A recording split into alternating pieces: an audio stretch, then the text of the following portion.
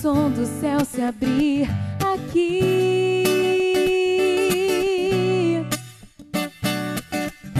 derramando sobre este lugar bênção sem fim.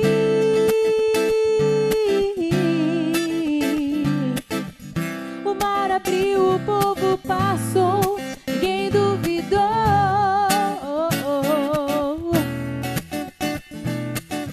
Eu posso sentir a brisa, cheiro da chuva. Derrama tua chuva neste lugar, derrama tua vida em nós, ó Pai. Nós queremos mergulhar nas águas vivas do altar. Derrama tua chuva neste lugar, derrama tua vida em nós, ó Pai. Nós queremos mergulhar nas águas vivas do altar de Deus.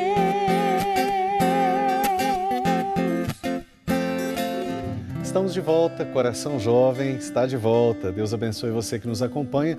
Lembrando que você pode participar conosco. Coração Jovem é feito com a sua participação. facebook.com/Coração Jovem TV. Sempre tem ali uma pergunta para nos ajudar a preparar o nosso tema do nosso programa. E também você pode fazer a sua participação, cadastrar, entrar lá, curtir a nossa página, fazer a sua pergunta, sua sugestão, tá bom? Lembre de participar conosco. Mas nosso papo hoje está sendo esse. Não fui eu. Culpa e responsabilidade. Como lidar com isso? Como assumir a nossa responsabilidade? Vencer o sentimento de culpa? Assumir sim que temos erros, precisamos da misericórdia de Deus, mas também sem ficar carregando, arrastando conosco o peso da culpa, daquele sentimento ruim. Como lidar com tudo isso? Então falamos um pouquinho sobre culpa e responsabilização saudável. Mas para que a gente possa continuar, vamos ver mais um jovem pergunta.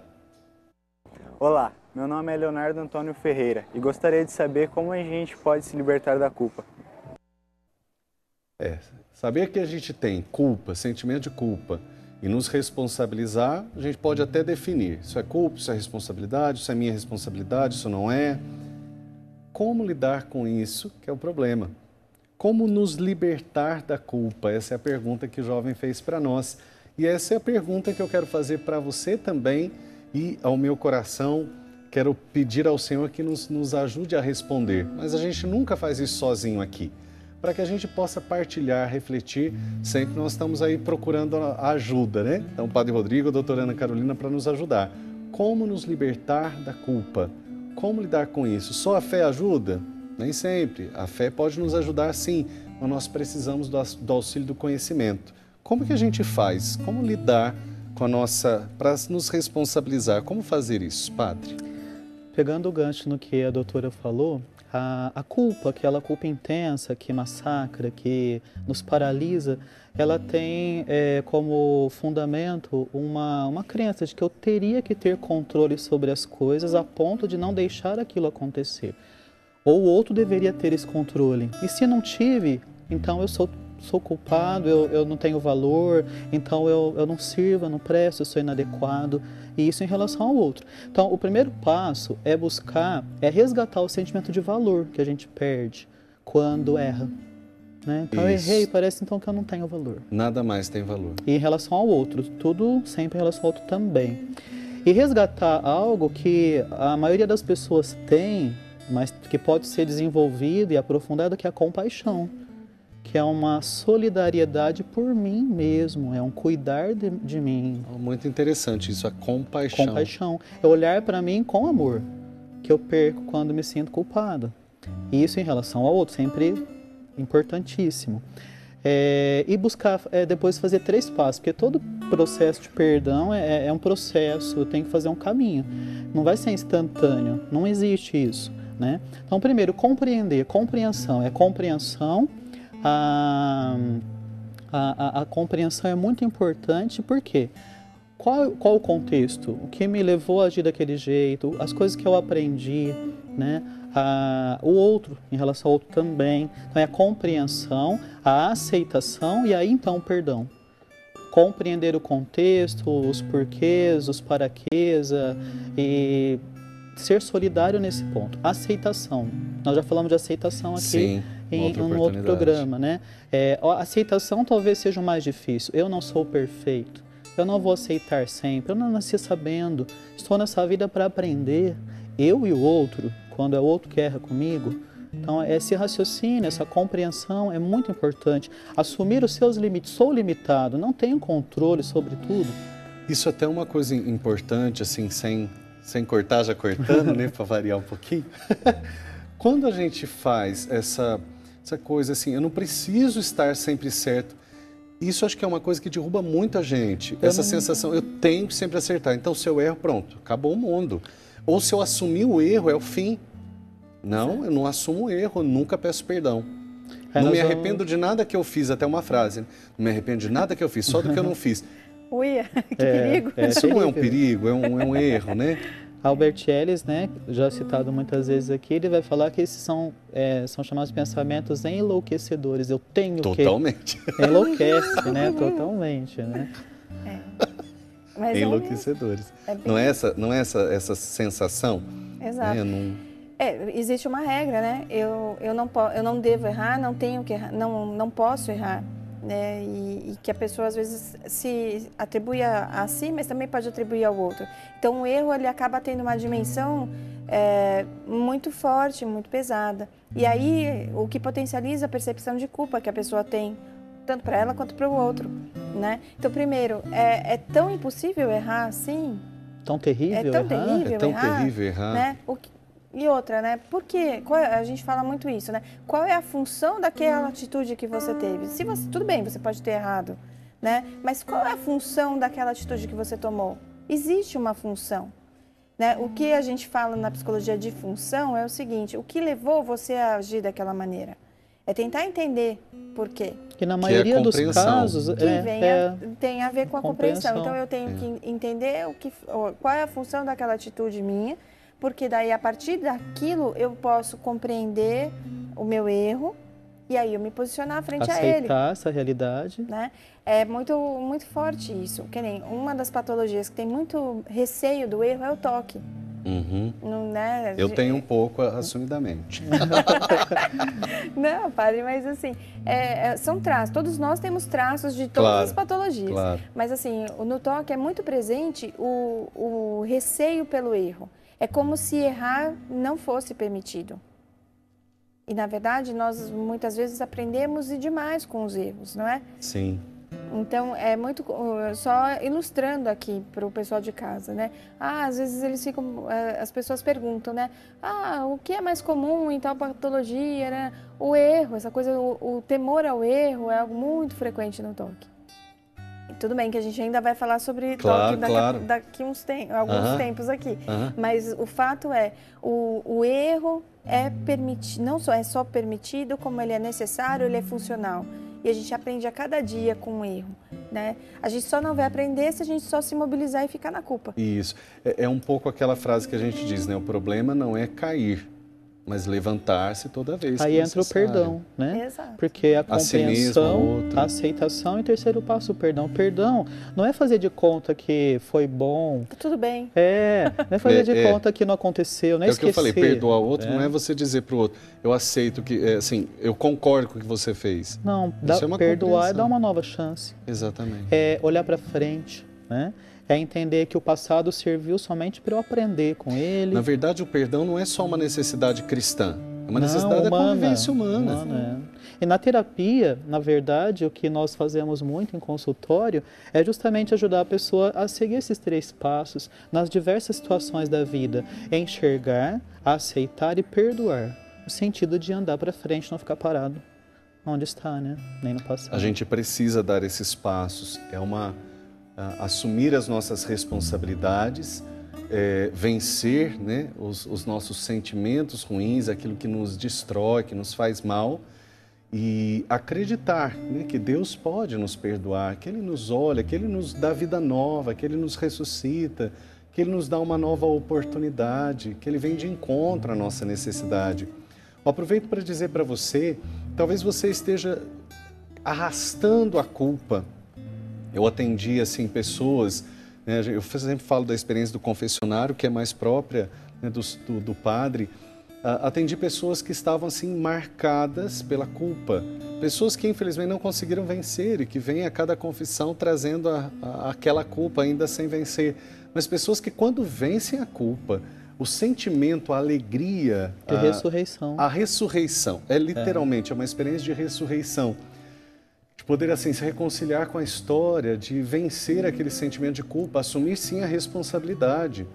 Por exemplo, a gente acompanha muitas famílias que às vezes se desfazem pelos diversos motivos. Não é uma questão de dizer assim, não, fulano errou e ele não presta mais e ele não serve para mais nada. De repente ele errou, ele aprendeu com o seu erro, ele recomeçou, talvez não conseguiu mais reorganizar a sua família.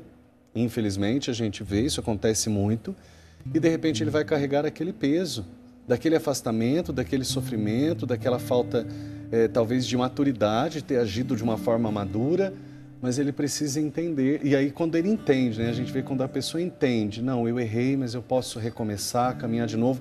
Essa postura de misericórdia que o Papa tem pedido, né, de entender que o outro precisa ter uma nova chance. E quando ele enxerga que ele pode ter uma nova chance, e ele recomeça, e ele começa a fazer tudo o mais certo que ele pode, a gente vê assim que a pessoa renasce a esperança, mas é muito difícil chegar nesse ponto, de vencer o sentimento de culpa, de se responsabilizar de uma forma saudável. E na Bíblia nós vemos Jesus fazendo isso o tempo todo, com a samaritana, com a pecadora, que ia ser apedrejada.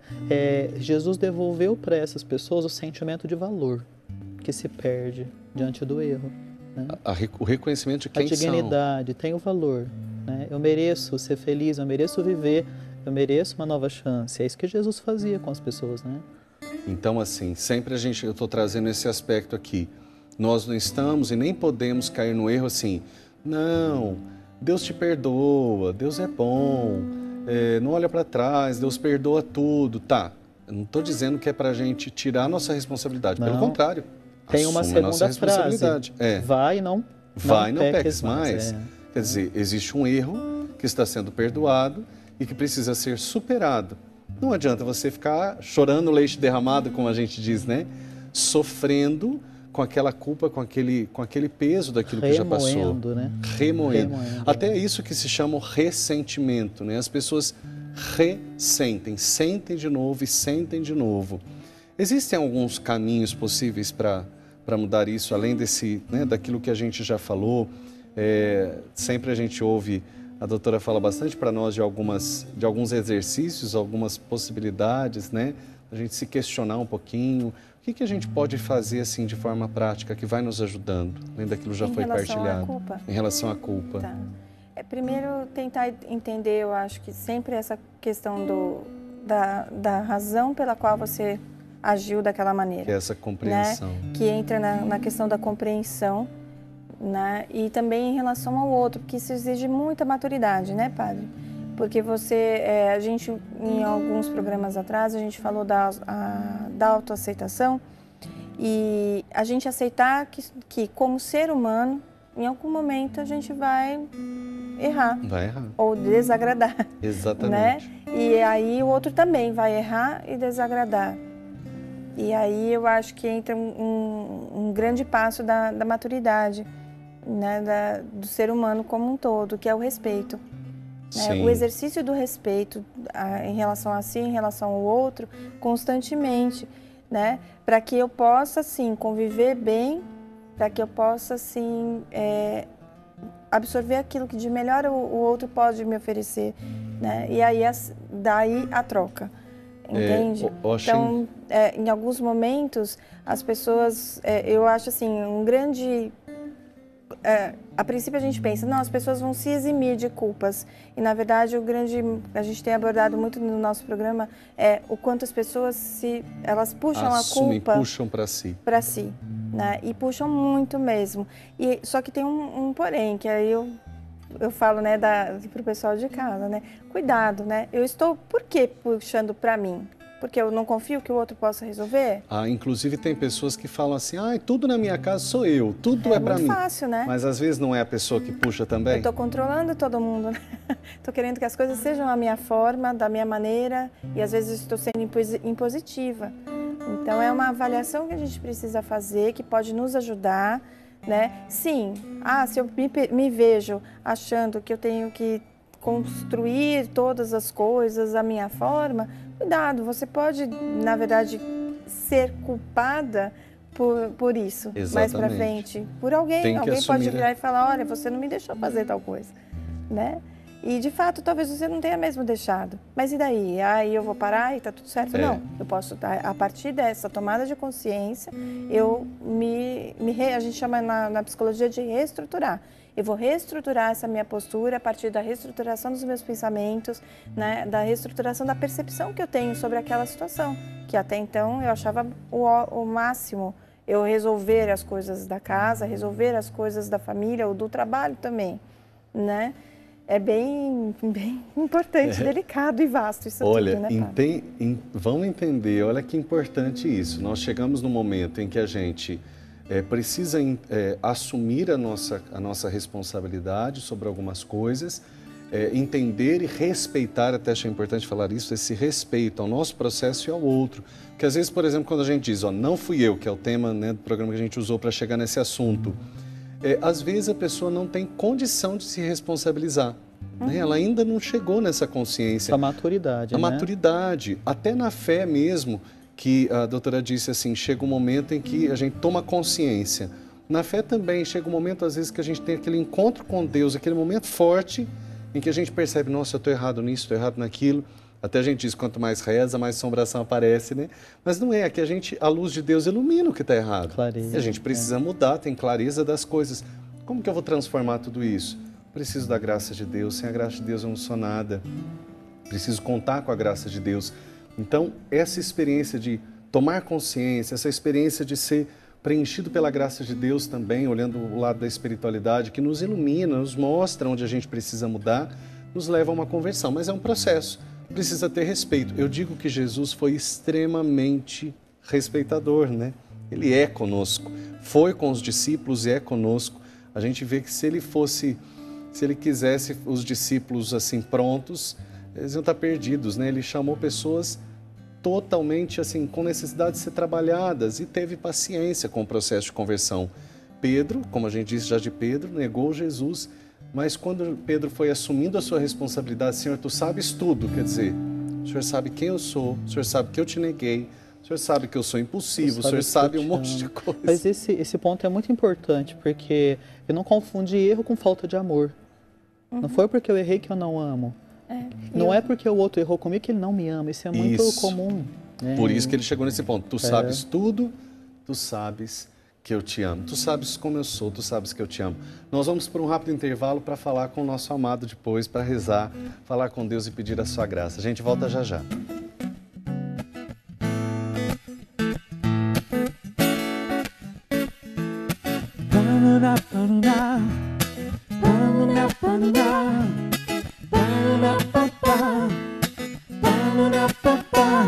O maior milagre pode existir. Maior graça que se pode obter é viver. O maior que seja, dor ao corromper. E o grito ao mundo, maior é o Deus que criou você. É amor. É amor. A vida vale a pena ser vivida, e com Cristo toda a vida é mais vida. Nosso Deus, que fez a mim e a você, nunca poderia.